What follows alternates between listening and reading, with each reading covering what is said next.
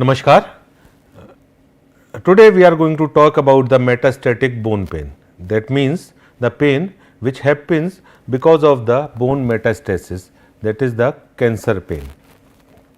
So, I am Dr. Anurag Agarwal, presently working as pain physician and a professor of anesthesiology at Dr. Ram Manohar Lohia Institute of Medical Sciences, Lucknow, Uttar Pradesh, Bharat, India. I have done my MBBS and MD in anesthesiology as well as PDCC in pain medicine from BHU, that is Banaras Hindu University, and I have interest in interventional pain and spine medicine and percutaneous spine endoscopy. I am Vice President of NAPCAM UP chapter. I am also the founder president of Endoscopic Spine and Interventional Pain Society. I have been secretary of Indian Society of Pain Clinicians and I am member of Pain Medicine Board of National Board of Examination of Medical Sciences in India, that is NBEMS. I am also a member of Cancer Aid Society Ethics Committee. So, the incidence and prevalence of bone metastatic pain, that is very important to understand, because until unless you know the magnitude of problem, you cannot manage it. So, bone is the third most common site of metastasis after lung and liver in all kind of cancers. It indicates a short term prognosis, unfortunately. When a patient of cancer is having bone metastasis, you can be sure that patient is not having too much of time. Median survival from the diagnosis of bone metastasis in different studies and different stages of cancer patient is ranging 6 to 48 months. Majority of the skeletal metastases are due to the breast and prostate cancer, that the incidence goes up to 70% of patients. And bone metastasis, that is the secondary cancer lesion, because primary is someplace else like in the prostate or in the breast. So, but the incidence of metastasis in the bones are much more common than the primary bone cancers. So, 70% of prostate cancer and breast cancer patients are likely to have bone metastasis, while 30% of lung, bladder and thyroids, they can also have bone metastasis. And in 80% of the patients who are having bone metastasis, it is likely to be there in the axial skeleton. So, you please remember the axial skeleton, the body is made up of a skeleton, the arm, the leg, they are the peripheral skeleton, like the humerus, femur, they are the peripheral bone. What is the axial skeleton? That is the spine of the patients. So, consequence of this is severe bone pain, pathologic fractures, symptoms of hypercalcemia, or it may cause spinal cord compression, which results in the impaired mobility and deterioration in quality of life. Patient is unable to walk, unable to sit or stand because of the vertebral metastasis. We see day in and day out of those patients. Increased medical cost and negative impact on the survival. So, type of bone mets, they can be osteoclast, they can be osteoblast and they can be mixed, where in the osteoclast there is a lytic activity, that means bone is getting dissolved by the osteoclastic activity. So, bone destruction arises by the action of osteoclasts, that happens in the breast cancer. But there can be another thing, which there is increased formation of bone. So, that is known as osteoblastic activity, which is characterized by sclerosis. It usually happens with the prostate cancer. And then there can be condition where both osteoblastic as well as osteoclastic activity is present in the same lesion. So, here you can see in the prostate cancer patient, this is a bone scan picture where you can see increased sclerosis at multiple level. So, here it is a lesion, here it is a lesion, whole skeletal almost is full of metastasis. So, how to diagnose the bone metastasis? Patient usually complained of the localized pain and tenderness. Then there is a history, you need to take radiological imaging, like they start with the X-ray. Here you can see there is the lytic lesion in the upper part of humerus. Then radionuclide bone scan may be required, biological markers, alkaline phosphatase, multiple blood tests, multiple X-rays, MRI, CT scan, they all are required to make a diagnosis and to provide a treatment. So, as I told you, survival is quite less. In the cancer breast, 70% patients are having bone mets and 5-year survival is only 20% and median survival is 24%, 24 months. In the carcinoma prostate, 75% patients are having bone metastasis, and most of the time 5-year survival is only 25%, but slightly more median survival, that is up to 40 months than the cancer patient. Carcinoma lung, very bad prognosis, 40% are having bone metastasis, mainly osteolytic, and 5-year survival is only 2 to 5%. Same is the renal cancer. Multiple myeloma, again very common, up to 100% patients are coming with the bone metastatic, and they are mainly osteolytic, but 5-year survival is only 10%. So, how to manage the bone pain due to the bone metastasis? You do the local treatment like the radiation or surgery if it is possible, and then there is a systemic treatment where you use the multiple combination of drugs like the hormone, chemotherapy, radioisotope, bisphosphonate, opioids, adjuvants to treat this. And then there is one treatment which is our niche as a pain physician, that is minimally invasive pain and spine intervention, MIPSIs, like cementoplasty, like vertebroplasty, like kyphoplasty, like vertebral stenting system, the latest treatment for to treat this condition. We will show you some cases about this.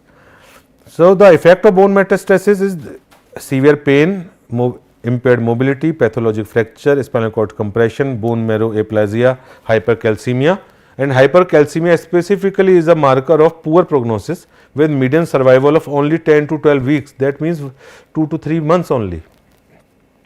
So, as I already told you, osteolytic can be there, osteoblastic can be there, and mixed can be there. So, bone metastases are almost always multiple and involves the axial skeleton, that is the spine in majority of the patient, and pathological fractures happen up to 30% of patients, and most frequent fracture site is proximal part of long bones like the femur and humerus, and then it can be rib fracture or vertebral collapse as it happens with the multiple myeloma patient. So, characteristics are of the pain that they are poorly localized, they are usually worse at night, is a very important feature. Please ask your patient, they are having more pain in the night, that means you need to examine and investigate your patient.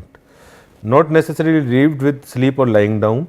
Back pain in a patient with cancer with an abnormal spinal radiograph, a warning from spinal cord compression. So, please rule out. To investigate, you need to have complete blood count, serum calcium, phosphorus, vitamin D, alkaline phosphatase, creatinine. So, all these multiple tests, but please remember, if you are working in a primary care setup and you do not have an answer after getting all these investigation to your patient, so please do not get them. Please do not make patient spend their money, whatever amount they have remained with. You please, if you are suspecting and patient is not responding to your primary treatment and you are unable to provide advanced treatment, please refer the patient as such to a nearby pain physician or a pain medicine facility. So, bone scintigraphy, that is the bone scan, is a highly sensitive but has a low specificity. Plain radiograph is very specific but sensitivity is low. So, CT and MRI has a good sensitivity and specificity, and then there is a PET scan also which can be, but they should be employed only when you are thinking that you are able to provide some extra treatment after having the investigations of your choice. So, please do not advise the battery of investigation to your patient, rather it is better to refer the patient to the appropriate facility. So, the treatment starts with the non-steroidal anti-inflammatory NSAID like the ibuprofen and the diclofenac sodium. Second most commonly used drugs are opioids, and here in the bone metastatic pain, NSAIDs are usually more effective than the opioid drugs. Please remember. Then corticosteroids, calcitonin which is a hormonal replacement, bisphosphonate drugs and injection denosumab, that is a rankle inhibitor, they have been found to be very useful for the management of cancer pain. Then bisphosphonates are considered to be the standard treatment for tumor induced hypercalcemia, and sclerotic lesions like it happens in the carcinoma prostate, they respond equally to the lytic lesion with the bisphosphonate. But please do not remember to prescribe a calcium and vitamin D along with bisphosphonate. Then comes the injection denosumab, this is a new therapy, slightly costlier, but it has been found to be quite useful in the management of cancer pain. So, role of bisphosphonates in the bone metastasis: binds to the site of its active bone metabolism. It is released from the bone matrix during the resorption, and it inhibits the osteoclast activity. It reduces the hypercalcemia and SRE, but pain relief is uncertain. Especially useful for the Paget disease, osteoporosis and bone metastasis. The most common preparation, which is the IV preparation, is being used is the zoledronic acid of bisphosphonate, which is used in the 4 to 5 milligram per month in over 15 minutes. So, there is evidence to support the use of bisphosphonates in providing some pain relief on bone metastasis, but there is insufficient evidence to recommend bisphosphonates for immediate relief as first line therapy.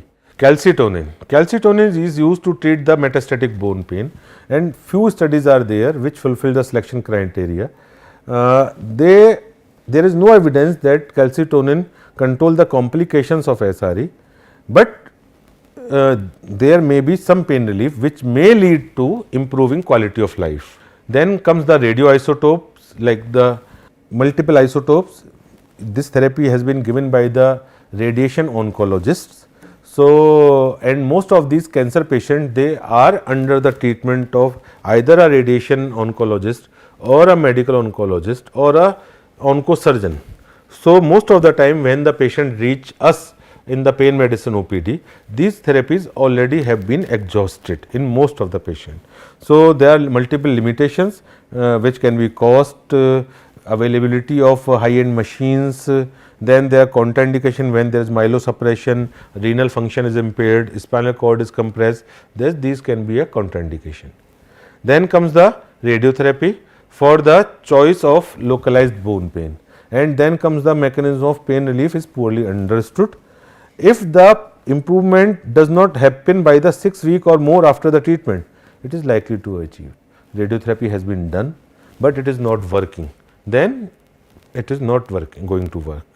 So, still it is considered to be the mainstay of painful metastasis, but it usually takes 2 to 4 weeks to take effect, and if after 6 weeks patient is not relieved, it is unlikely to be relieved. What are the other therapies, like the radionuclide therapies like the samarium and other therapies? For that you need to send them to a specialized center which is having a facility of nuclear medicine or radiation oncologists who are providing these therapies. Then comes the role of us as a pain physician, that is radiofrequency and cryoablation, which are the minimally invasive and percutaneous therapies for the use in these patients. And surgery is only indicated when there is a obvious fracture of long bone and hip joint, or there is a impending spinal cord involvement, compression. So, now there are few interventions which are very new, but very advanced and very effective till now as the literature and evidence supports. So, these are the therapies which we are providing at our pain medicine unit at Dr. Ram Manohar Lohia Institute of Medical Sciences, Lucknow, Uttar Pradesh, Bharat, to our patients of bone metastatic pain. They are percutaneous cementoplasty. Common name is percutaneous cementoplasty. The aim is to fill the lesion of bone where the metastasis is there, which is causing pain, causing lysis or blastis, and mixed type of lesion. We fill it with the specialized bone cement, that is PMMA, and to decrease the chances of further fractures, to decrease the pain, and it works immediately. So, this is very important and good therapy to know about, that is, if the lesion is in the spine and it is not compressing the spinal cord, pelvis, ilium or proximal femur or humerus, this percutaneous cementoplasty can be used, and it immediately restores the mechanical stability. It prevents further risk of bone fracture and allows immediate weight bearing. So, this is emerging as one of the most promising procedures for the patient with painful bone metastasis. The best part of our MIPSI treatment, that is minimally invasive pain and spine interventions of pain medicine, is like, it is like the cardiology, like the angioplasty. If you remember 20 years back, most of the patients who were suffering from the heart disease used to undergo the bypass surgery, But now since last 15-20 years, you know that most of these patients are being managed with the angiography followed by angioplasty if required. So that is the same setup, same thing which we are doing with our patients of chronic pain syndrome with the use of minimally invasive pain and spine intervention. They can be equated to the angioplasty and angiography, where the benefit is that there is no big incision, there is no big or long term hospital stay, they are cost effective, immediate return to the normal activity or life is permitted, and with immediate results. So here few cases of ours where you can see that there is a metastatic lesion in the bone and which was later on filled with the cement, and patient got immediate relief. Here you can see this is the, and what we do, we did it a cementoplasty of the lower end of femur with the immediate pain relief of more than 80% and full weight bearing after 1 week, and with a pencil rather pinhole incision, no big incision, nothing. So that is known as femoroplasty. Another patient, he was a patient of carcinoma buccal mucosa, oral cancer patient with fracture of D4 vertebra and sacral metastasis. Here you can see that this is the MRI picture of the patient's MRI, and where you can see this vertebra is collapsed, severely painful. Patient was unable to walk, sit or lie down, and then there was a lesion in the sacrum. Here you can see on the left side of sacrum. So because of these two lesions, patient was unable to sit down, walk, lying down even, and patient was more in the night, pain was more in the night. So what we did? We go and we did the percutaneous vertebroplasty and sacroplasty, where you can see our cannula is inside the collapsed vertebra. This black is the PMMA bone cement, and here also in the sacral part you can see this is the sacral plasty, and immediate relief. Patient was walking after 1 week, sitting together, and patient was already under the active oncological treatment. And we have the data of more than 5 years survival of this patient without any pain. Another patient, multiple myeloma with severe back pain and lesions in almost all thoracic and lumbar vertebra.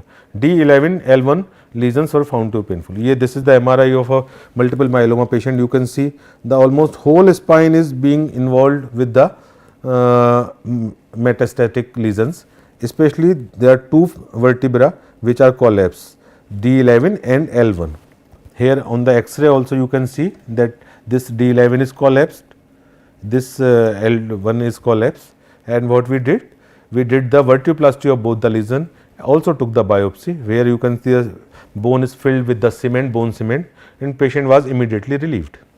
So the MRI is the investigation of choice if you want to do percutaneous cementoplasty, vertebroplasty of this patient, because it is important to rule out that there is no spinal canal compression due to the spinal metastasis before you attempt these things. When you have any doubt about the integrity of the bone, please get a CT scan done. Like this patient is not our patient. I cannot do a cementoplasty in this patient because this bone is completely destructed. So if I try to put cement in the collapsed vertebra, cement is likely to leak into the spinal canal and to compress the spinal cord, which may result in the complication.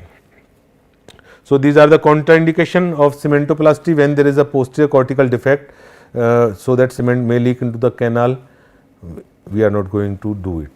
So this is my Facebook page with the name of Pain Free India, Dr. Anurag Agarwal, where we do multiple activities to increase the awareness about the available treatment and treatment option for the all kind of chronic pain syndrome, be it cancer pain or non-cancer pain like the low back pain, joint pain, neuralgias, trigeminal neuralgias, and multiple advanced treatment options. And this is our YouTube channel with the name of Pain Free India, Dr. Anurag Agarwal. Again, here we put the original videos for the interested pain physicians of the advanced interventions of MIPSs which we provide to our patients, as well as the testimonial videos to increase the awareness about the different chronic pain syndromes and their available treatment for the help of society. Because remember, we want to make India, Bharat, a pain-free India. So that is our mission and motto of our life.